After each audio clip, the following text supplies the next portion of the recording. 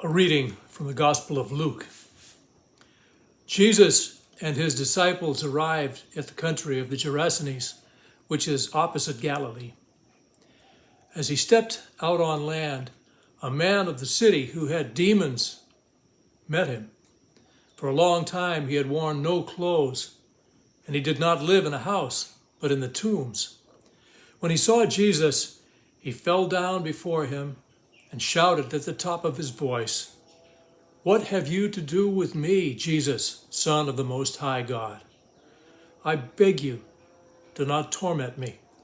For Jesus had commanded the unclean spirit to come out of the man. For many times it had seized him. He was kept under guard and bound with chains and shackles. But he would break the bonds and be driven by the demons into the wilds. Jesus then asked him, "What is your name?" He said, "Legion," for many demons had entered him. They begged him not to order them to go back to the abyss. Now there on the hillside, a large herd of swine was feeding, and demons begged Jesus to let them enter these. So he gave them permission. Then the demons came out of the man and entered the swine. And the herd rushed down the steep bank into the lake and was drowned. When the swineherd saw what had happened, they ran off and told it in the city and in the country. And people came out to see what had happened. When they came to see Jesus, they found the man from whom the demons had been driven, sitting at the feet of Jesus, clothed and in his right mind. And they were afraid. Those who had seen it told how the one who had been possessed by demons had been healed. Then all the people of the surrounding country of the Gerasenes asked Jesus to leave them, for they were seized with great fear. So he got into the boat and returned. The man from whom the demons had gone begged that he might be with him, but Jesus sent him away, saying, "Return to your home and declare how much God has done for you."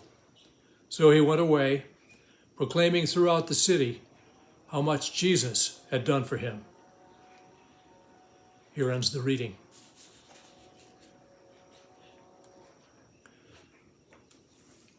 Our church calendar marks today as the second Sunday after the Pentecost. Now, at the mission of St. Archie the Bush Pilot, this day is known as the 10th Sunday after Easter. And it's also known as the Feast of the Flying Pig. Now, let me explain, because you won't find any reference to this particular holy day in the lesser feasts and fasts or any of the other official church documents. And I want to caution you, don't be rushing off to grab your smartphones or getting on your home computers, because you will not find that Mr. Google knows a whole lot about this particular holy day. Although I might note that in a recent edition of the New York Times Magazine, there was a cover story entitled "The Proper Way to Eat a Pig." Coincidence? I think not. The Feast of the Flying Pig is celebrated on the 10th Sunday after Easter in the Episcopal and Anglican missions along the Yukon River, from St. Mary's near the coast all the way to Dawson in the interior. And this day commemorates an event that, though largely unrecognized by the greater church, is of great importance among the Yupik and the Gwich'in and the Athabascan peoples, for it marks the beginning of a series of miracles, obscure miracles, I'll grant you, often unauthenticated, but miracles nonetheless that inspired the faith of an entire region in the remote territories of Alaska and the Yukon. As always, I want to preface this story with the following admonition: look for truth and you will find it, even in the absence of fact. Now, some of you may recall that Archie McGrath was a simple man whose life was hopelessly complicated. He was a man of great faith who had little patience for the trappings of organized religion. Archie was a man of great curiosity who questioned nearly everything. In short, Archie was a model Episcopalian. Archie was an enthusiastic, habitual sinner whose legacy is that of a saint. It is said that when the Lord made Archie and saw what he had done, he broke the mold into 1,000 pieces and pronounced that a good thing. Archie was a bush pilot of great renown in northwestern Alaska.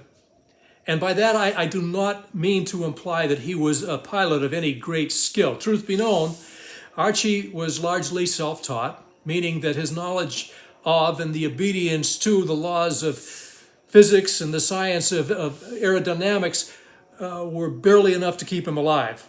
And this in itself has been deemed by many authorities as a miracle. But I'm being distracted now, and I wanted to tell you this story. It goes something like this.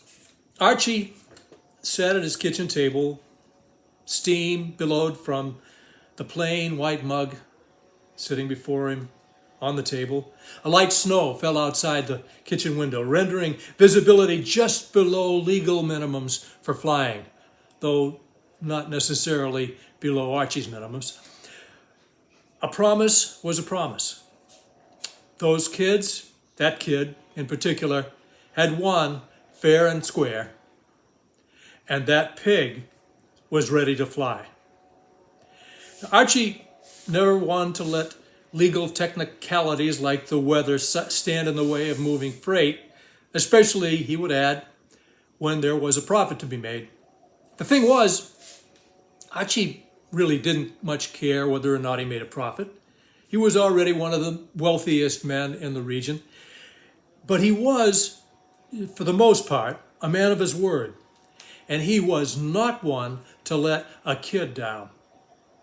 He had promised to deliver a pig to Kavik Slough, and he intended to deliver the pig. How Archie came to promise the pig to Kavik Slough is not especially exciting, but it is important to the story. Now, it happened that the mission church out on Jade Creek was holding its annual fundraiser. And just after sunrise one Tuesday, Father George William Fremont Alfred Tennyson came bounding into Archie's kitchen to hit him up for a prize for the big drawing to be held at the end of the 3-on-3 basketball tournament. And Archie, his mind churning with 1,000 schemes, wanting only to appease the priest and send him on his way, offered the first thing of any value that came to his mind. Tell you what, I'll give you St. Paul, my best pig, on the hoof. And that should have been the end of it. But Father Tennyson was no fool, and this was not his first trip up the river.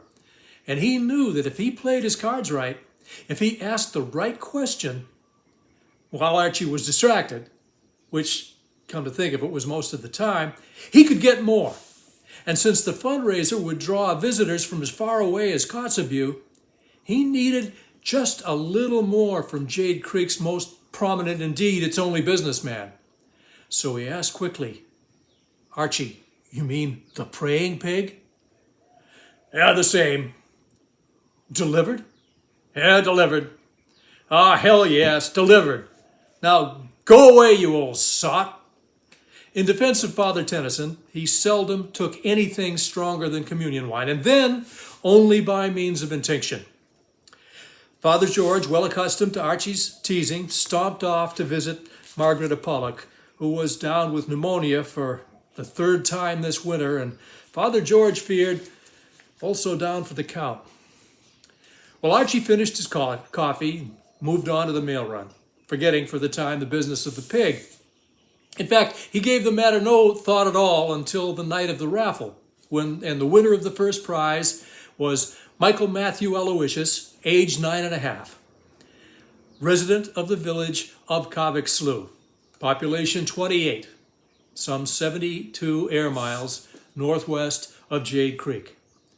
Archie was, with every other soul in the tiny hall, on his feet when the winner's name was announced, cheering for Matthew Michael, who stood proudly, waved to the crowd, and Archie, too, received an enthusiastic ovation as the donor of the prize. One prize, pious pig, on the hoof, delivered. And it wasn't until the next morning that Archie realized the full measure of his commitment. This was going to be dicey. Indeed, within the mission community, there were doubters. Chief among them, one Thomas Itchuk, who was Archie's mechanic and chief critic. Thomas says, the good Lord never intended for pigs to fly, Archie. And I think he's having second thoughts about you. And for once, Archie found himself nearly in agreement with the mechanic, asking himself, Lordy, what was I thinking? Clearly, he had not been thinking about delivering a live pig to a remote village that had neither roads nor an airstrip. This time of year, the only way in or out was by dog team, and there was no way he was going to put his life in the hands of a bunch of dogs. As he often did, when confronted by a difficult problem, Archie took to pacing. And when his pacing became too much for his wife to endure, she sent him outside, where the pacing took him to the pig pen, where the prize animal was enjoying his breakfast. And he was a beautiful animal, sleek, fat, his coat glistening, all the result of a steady diet of table scraps and day-old bread from Archie's North Star Bakery. Beautiful animal, all 370 pounds of him. And in 2 days, Archie had promised to deliver him to Kovic Slough. At about this time, Father George poked his head around the corner. Archie, what do you want now? Archie, in light of the situation and what with the time of year and the location and all, I think I may be able to arrange a cash prize for the young man. Nope, that little boy won a pig. My pig. Live. That's what on the hoof means. Delivered. That means I'll deliver the pig. I see. But there's something you can do for me. Surely, Archie, anything. Pray for me, Father, and for the pig. I've never flown with a pig before, and I reckon this will be his first flight too. Well, building the crate was the easy part. Coaxing the pig into the crate was another matter. It took Archie and all three of the Schaefer boys 7 loaves of bread, a quart of corn, and 2 full hours to lure the beast into the structure. The squealing was wretched, but it only lasted until they began to haul the crate mounted on a freight sled out toward the airstrip. The pig seemed to enjoy the ride. By the time they reached the plane, the creature seemed actually to have relaxed, only to resume his squealing when the 4 men began to wedge the crate into the narrow cockpit of the Cessna. Now, Archie had bought the parachutes from the Army surplus store in Anchorage. It's part of a lot of 48 that he got for $17, with the idea maybe one day having them resewn into sails. He'd seen pictures of those ice boats out on the Great Lakes, and he thought that'd be a great sport out on those long, flat stretches of the tundra. Someday. But now, Archie had rigged 3 of those parachutes to the outside of the crate and tethered the rip cords together and finally attached it to a static line and hooked those to the seat belt of the airplane. Side door had been removed so the pig could enjoy a marvelous view of the countryside on his journey. Well, Archie thanked the Schaefer boys and tipped them all $20 apiece. Peter, James, and Michael, then he taxied down to the end of the strip. Never one for formality. Archie looked both ways, gunned the engine, hoped for the best, and committed more or less aviation. Now, with the weight of the pig and full fuel tanks, the airplane used a bit more of the runway than Archie had anticipated. But somehow he became airborne. Witnesses say that although it was the 10th Sunday after Easter, the scene reminded them more of Christmas, what with those spruce boughs hanging from the landing gear. Now, the flight out to Kavik Slough was, for the most part, uneventful. Well, there was one unfortunate event, but in deference to the sensitivities of the congregation, I'll leave those details to your imagination. Suffice it to say that Archie was grateful for the open cockpit. We'll just leave it at that. In spite of the wind and the noise, 110 miles an hour, it was a more or less comfortable flight. Now, when he reached the slough, Archie circled the village 3 times in order to alert the residents below. And see, the plan was for Michael Matthews' father and uncle to haul a sled out to the drop area and retrieve the pig. On his 3rd circuit, Archie saw the men venture out toward the clearing south of the village. And there's hauling a simple, sturdy, low-slung kind of sled. And now it was time for the drop, to which Archie had given no little thought. The idea, see, was to enter a steep left bank and rely on gravity to do the rest. The trick was in entering the turn. Normally, you see, the pilot would try to execute what they call a coordinated turn, in which case centrifugal force would pretty much keep the pilot and the cargo in place. What Archie needed was an uncoordinated turn. And Archie didn't think that'd be much of a problem, since very few of his turns, or for that matter, any of his maneuvers, were particularly well coordinated. Well, he circled the village one more time as the pig retrieval team made its way to the clearing, and then, holding his breath, Archie rolled the airplane hard over onto its right side. The pig squealed. The crate began to slide ever so slowly toward the open door. The pig squealed again. The crate gained momentum. And as the pig squealed, what Archie swore later sounded ever so much like Our Father, the crate went out the door. Just in time, too, for between the uncoordinated turn and Archie's body English, the airplane was dangerously close to a stall. Well, Archie finally gained control, and pretty soon he was back in level flight. And he turned back toward the village, and he saw that 2 of the 3 chutes had opened, and the pig was earthbound. Archie, whose piety was at best minimalist, prayed for the pig. Paraphrasing the 1928 prayer book, Archie prayed, "Lord, keep this pig under your care." And he could have sworn that the pig squealed as the crate hit the snow-covered tundra, "And grant us thy salvation."